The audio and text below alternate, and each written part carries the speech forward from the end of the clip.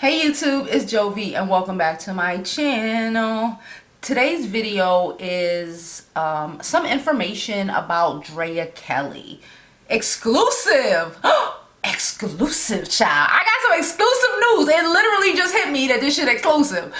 Okay, wow. So nonetheless, since this R. Kelly documentary has came on, a lot of people, I guess, have been, on YouTube searching videos or whatever. So I've been getting a lot of traction for a video I made about Drea Kelly a couple of months ago. Basically saying the same thing I've always said about her. Like, how could you not know? Like, what are we talking about? I don't comprehend what she's saying. I don't understand how you can't know, because it would be one thing, in my opinion, before I break this news, it would be one thing if, your husband had a secret dungeon over here or some crazy shit like that and was treating you like gold princess status. Then I can understand how you could not imagine him doing these things, or him not pulling you into the fuckery, because he has you on a whole different realm and a whole different level. But according to the brother, Carrie Kelly, and a plethora of other people, including herself, he was beating her, he was doing a whole bunch of sexual, deviant things to her, and like had her with a chain around her neck walking like a fucking dog. So if he's doing all of that, I'm not going to not believe that he had her eating Kitty's Kit Kat. Okay. Now, before I go in on a get in, I know I probably just went in a little bit, but whatever. I'm Jovi Beauty. This is my channel. Please subscribe. Please follow me. And I'm Jovi Beauty on all platforms. You can find me every and anywhere, okay? So like I said, a lot of people have been searching for her, and I guess I've been getting a lot of slack, but based off of my opinions of Drea.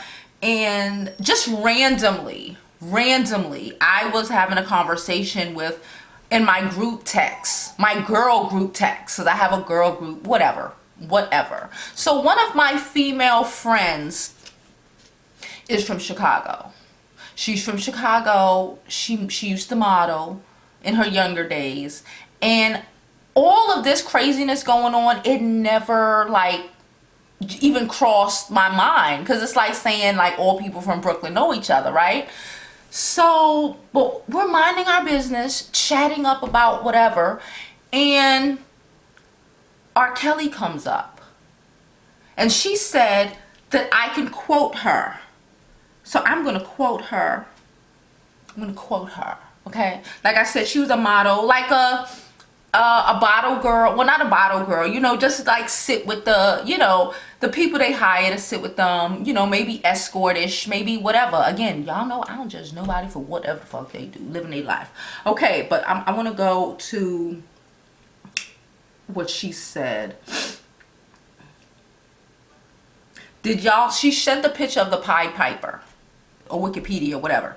The Pied Piper story, not R. Kelly, okay, and said, did y'all see this? This is insane. He called himself this, and it's actually what this really means. I knew the girl he urinated on. Y'all ready? Here we go. I knew the girl he urinated on. She went to my high school in Chicago, and so did R. Kelly. Listen up. He tarnished her reputation and led us all to think she was making things up. Even our piano teacher back then was saying he was a disturbed genius, and she had always knew something was up with him. My choir teacher was charged with molesting little boys a few years back, and he was always the first to take up for R. Kelly. And of course, all the black mothers in our choir were the first one protecting these men and didn't believe the victims. I even remember myself not believing that girl, and how we were trained to believe that whatever that girl got, she deserved. It's sad that as a community, part of our culture is to protect the man, especially when he does one decent thing in life, music. Hold I say, can I quote you? Her name, I'm not going to tell you her name. I won't use your name, but I would like to add this info to my upcoming R. Kelly video. And then she says, you know, don't put another black man in jail. She's so mad by all of these, you know.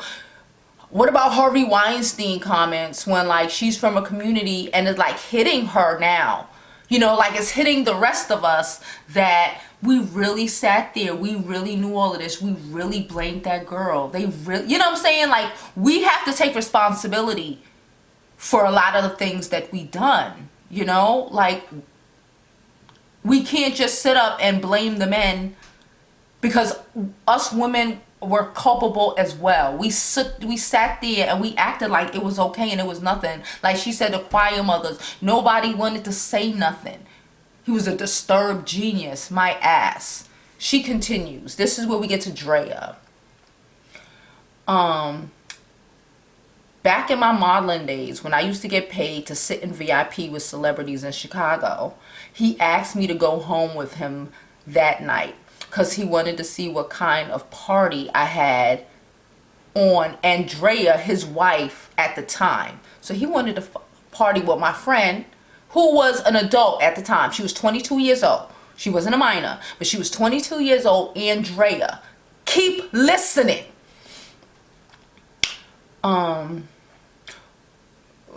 Andrea was sitting right next to me. I was 22. To be honest, the only thing that stopped me was I didn't want to get peed on, so I politely declined. I can't help but to think what would have happened if I made a bad choice. And then I said, damn, Andrea was there? I can't stand that girl. Y'all know I said that. Pretending like she didn't know when there's no way in hell she couldn't know. This is what I said. And then my friend said, she was sitting right next to me, mouth shut, didn't say a word. Okay? We spoke about other stuff, but it wasn't as concerning that. So she was sitting there, obedient, like a trained fucking dog, because that's what he does. That's what he said, right? He trained his bitches. They're gonna know how to act. So he tried to offer up my friend. Him and Drea were gonna, you know, have a little three-way party. And again, the only reason she didn't do it is because she saw the tape and she just didn't want to get peed on. Okay? So Drea was aware. This is all alleged. Let me just say that before y'all try to sue me. But I know this person personally. I know this person. This wasn't like sometimes where, you know, I get messages to my phone and from people that, you know, are subscribed to me. Or no, I know this person. Okay? Let's just say that. So, in my opinion, that confirms to me that Drea knew. I already knew Drea knew. But like Drea knew. She just said she knew. She sat there. She didn't say nothing. She probably didn't want to have to do the things that R. Kelly made her do. I'm not saying that she was geeked about it or she was excited to do all the fucking savage shit he had those girls doing. But she did shit and she knew what the fuck was going on, and she needed to stop fronting and pretending. And, you know, and we all as women, oh my God, need to stop fronting and pretending like these things aren't happening. Look at her kids now. I'm gonna make a video about, you know, her kids and, you know, what they said, but look at her kids now. The oldest one is so angry, so confused, and it's like, these are the repercussions of, you know, you having a baby with a monster. You having babies with a monster. You staying with a monster. You defending a monster for some bucks and some coins and some dollars, when you should have put the well-being of your children. Yet money is cool, money is great. I know we can't do shit without money, but the damage caused by R. Kelly can't be fixed by no amount of money.